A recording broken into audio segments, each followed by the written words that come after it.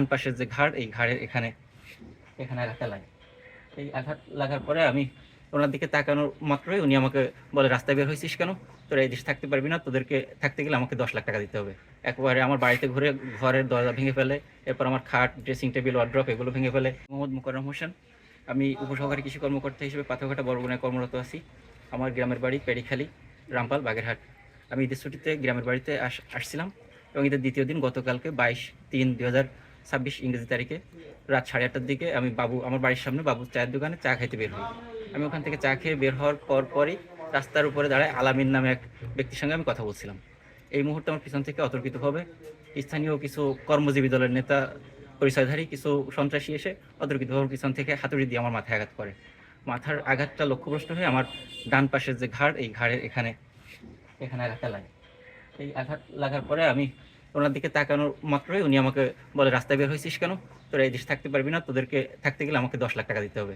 এরপর আবার মারতে উদ্যত হইলে আমি তখনই সাথে সাথে তাকে জাপটে ধরি, ওই হাতুড়ি সহ, এবং তাকে আমি জাপটে ধরি। ধরার পরে ওই তার সাথে থাকা আরও সন্ত্রাসী বাহিনী, খোকন শেখ ছিল, সে এসে আমাকে চাইনিজ কোরাল দিয়ে মাথায় আঘাত করার চেষ্টা করে। তখন তার লক্ষ্যভ্রষ্ট হয়ে সেটা আমার কপালে আঘাত লাগে, এখানে ডান সাইডে এখানে। পরবর্তীতে তার সাথে আরও ছিল মিলন ইজারদার নামে এক ব্যক্তি।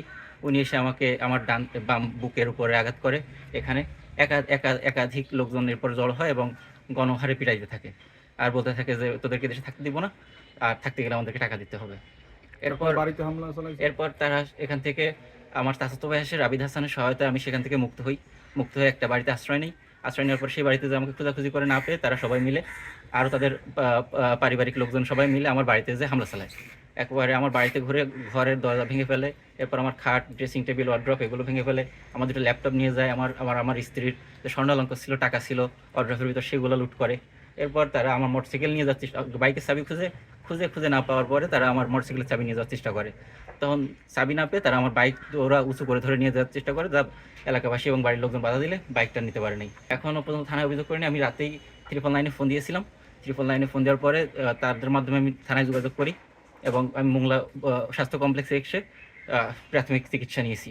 এখন আমি একটু সুস্থ, বিশ্রাম নিয়েছি। আমি আজকে সন্ধ্যা নাগাদ আমি থানায় এজাহার দায়ের করব।